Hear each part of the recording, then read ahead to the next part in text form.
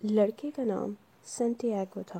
جب وہ متروک چرچ کے پاس پہنچا تو شام ڈھل چکی تھی۔ اس چرچ کی چھت عرصہ ہوا گر چکی تھی اور جہاں کبھی پادری کا منبر ہوتا تھا وہ جگہ انجیر کے ایک بہت بڑے درخت نے لے لی تھی۔ لڑکے نے وہ رات اسی جگہ پر گزارنے کا فیصلہ کیا۔ جب تمام بھیڑیں شکستہ دروازے سے گزر گئیں تو اس نے دروازہ بند کر کے اس کے آگے ایک تختہ لگا دیا تاکہ رات کے وقت بھیڑیں باہر نہ نکل سکیں۔ اس علاقے میں بھیڑیوں کا خطرہ تو نہیں تھا، لیکن ڈرائیور سے بچھی ہوئی بھیڑ کو ڈھونڈنا بذات خود تھکا دینے والا کام تھا۔ لڑکے نے اپنی جیکٹ سے فرش صاف کیا اور کتاب کا تکیہ بنا کر لیٹ گیا۔ اس نے آج یہ کتاب ختم کرنی تھی۔ اس نے سوچا کہ اب اسے اس کتاب کے بدلے میں زیادہ ضخیم کتاب لینی چاہیے تاکہ اس کو پڑھنے میں زیادہ وقت گزرے اور اس کا تکیہ بھی بہتر بن سکے۔ جب وہ صبح کے وقت جاگا تو ابھی تک اندھیرا چھایا ہوا تھا۔ ٹوٹی ہوئی چھت میں سے ستارے جھانک رہے تھے۔ مجھے تھوڑا اور سونا چاہیے تھا، اس نے دل میں سوچا۔ آج رات پھر اس نے وہی خواب دیکھا تھا جو اسے ایک ہفتہ قبل نظر آیا تھا، مگر خواب آج بھی ادھورا تھا۔ وہ اٹھ کھڑا ہوا اور ان بھیڑوں کو اٹھانا شروع کر دیا جو ابھی تک نہیں اٹھی تھی۔ جب بھی وہ جاگتا تھا اس کی زیادہ تر بھیڑیں بھی جاگ جاتی تھیں۔ ایسا لگتا تھا کسی غیر مرئی قوت سے وہ اور اس کی بھیڑیں ایک دوسرے کے ساتھ جڑے ہوئے تھے۔ آخر کیوں نہ ہو، اس نے ان بھیڑوں کے ساتھ 2 سال گزارے تھے اور ان کے ساتھ جنگلوں بیابانوں میں چارے اور پانی کی تلاش میں مارا پھرا تھا۔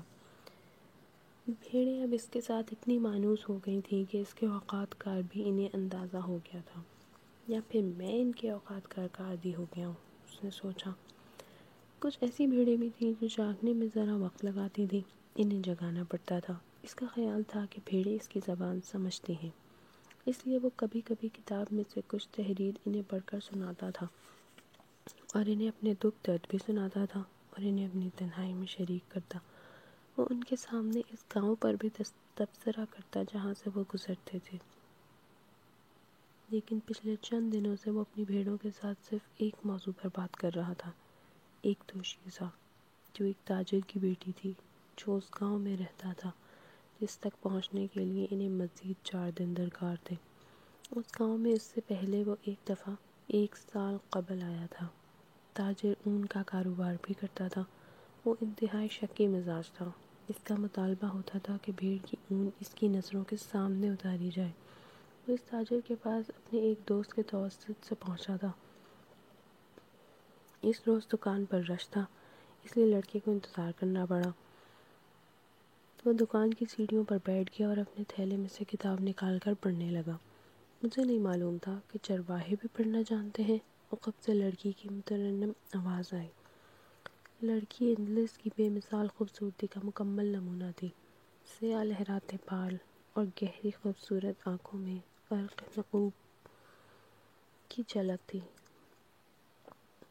جی ہاں، لیکن میں نے کتاب کی نسبت اپنی بھیڑوں سے زیادہ سیکھا ہے، اس نے جواب دیا۔ اگلے 2 گھنٹے تک وہ ایک دوسرے کو اپنے حالات سناتے رہے۔ تم نے پڑھنا کیسے سیکھا؟ لڑکی نے استفسار کیا۔ جیسے سب پڑھنے والے سیکھتے ہیں، اسکول میں۔ اگر تم پڑھنا جانتے ہو تو بھیڑیں کیوں چلاتے ہو؟ لڑکا کچھ بڑبڑایا تاکہ لڑکی کچھ نہ سمجھ سکے۔ وہ لڑکی کو اپنے سفر کی کہانیاں سناتا رہا جنہیں سن کر لڑکی گہری آنکھوں میں حیرت اور خوف کا ملا جلا تاثر تھا۔ لڑکا دعا مانگ رہا تھا کہ وقت تھم جائے یا پھر لڑکی کا باپ مزید مصروف ہو جائے اور اسے لڑکی کے ساتھ کچھ مزید وقت گزارنے کا موقع مل جائے، لیکن اس کی دونوں دعائیں قبول نہ ہوئیں اور تاجر نے اسے 4 بھیڑوں کی اون اتارنے کو کہا۔ جب وہ فارغ ہوا تو بیوپاری نے اسے پیسے دیتے ہوئے کہا کہ وہ اگلے سال پھر آئے اور اب 4 دن بعد وہ دوبارہ اس گاؤں میں ہوگا۔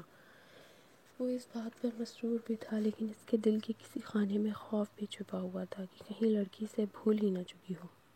آخر اس کے علاوہ اور بھی بہت سے چرواہے وہاں سے گزرتے ہوں گے، مجھے اس کی زیادہ فکر بھی نہیں ہے، اس نے اپنی بھیڑوں سے کہا۔ میں اور بھی کئی لڑکیوں کو جانتا ہوں، لیکن اس کا دل اس کے ساتھ نہیں تھا۔ وہ ابھی تک تاجر کی دکان کی سیڑھیوں پر اٹکا ہوا تھا۔ چرواہوں، پھیری والوں اور ملاحوں کے دل کہیں نہ کہیں ضرور اٹکے ہوتے ہیں، کہیں نہ کہیں کوئی ایسا ضرور ہوتا ہے جس کے ساتھ ان کا دل ہوتا ہے، جو ان سے ان کی خوشیوں اور سیاحت کا لطف چھین لیتا ہے۔ سورج نکلنے والا تھا۔ اس نے اپنے ریوڑ کو مشرق کی طرف موڑا۔ انہیں کبھی فیصلہ کرنے میں وقت نہیں اٹھانا پڑتا، شاید اسی لیے یہ میرے اتنا نزدیک رہتی ہیں، اس نے دل میں سوچا۔ صرف چارے اور پانی کا حصول ہی ان کی زندگی کا مقصد ہے۔ جب تک میں انہیں اندلس کی بہترین چراگاہوں میں لے جاتا رہوں گا، یہ میرے ساتھ رہیں گی۔ ان کے دن ہمیشہ ایک جیسے ہوتے ہیں، طویل اور نا ختم ہونے والے۔ انہیں صرف چارے اور پانی سے مطلب ہے، اور بدلے میں وہ نہایت سخاوت سے ہر سال اون دیتی ہیں، اور زندگی میں ایک بار گوشت بھی۔ اگر ان میں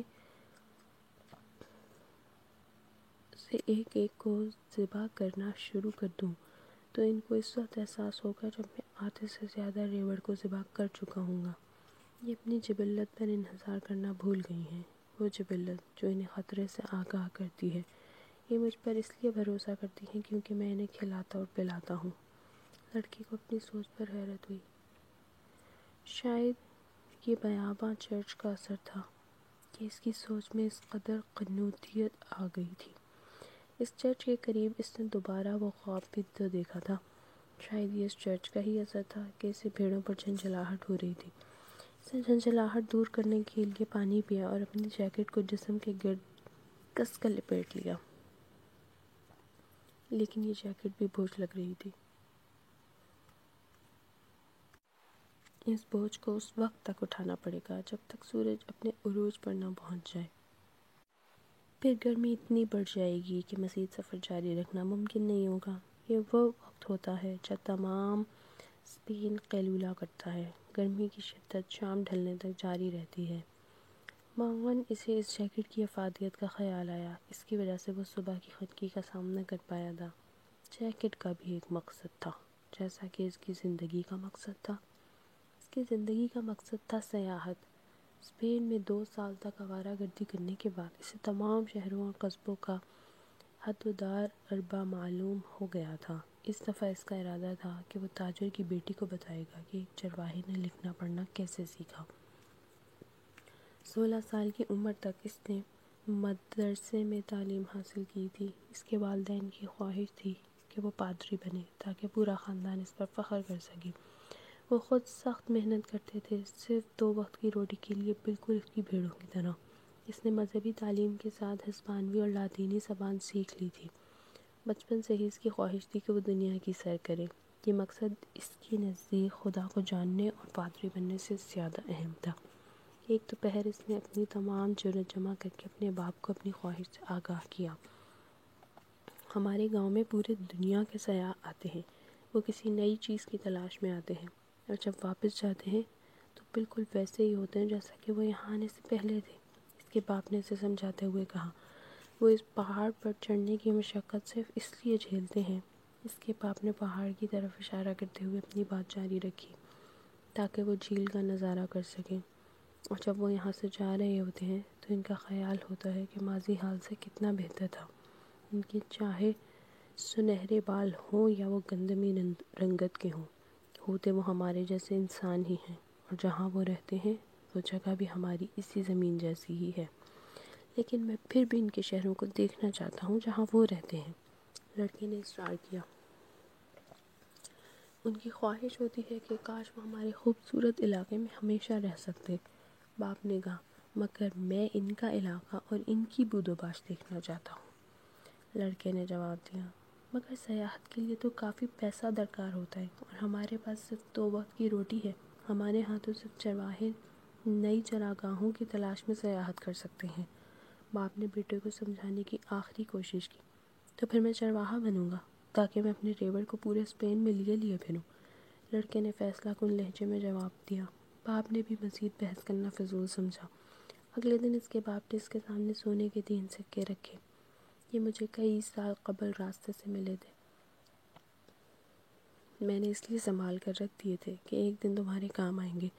اب تم ان سے بھیڑیں خرید لو اور اپنا شوق پورا کرو، مگر ایک دن تمہیں احساس ہوگا کہ تم جس علاقے کو چھوڑ کر جا رہے ہو وہ دنیا کا سب سے خوبصورت علاقہ ہے۔ جب اس کا باپ اسے اپنی دعاؤں سے رخصت کر رہا تھا تو اسے اپنے باپ کی آنکھوں میں بھی ایک دبی ہوئی خواہش نظر آئی، دنیا دیکھنے کی خواہش۔ اس نے اس خواہش کو دبانے میں عمر گزار دی، مگر وہ خواہش اب بھی اس کی آنکھوں سے عیاں تھی۔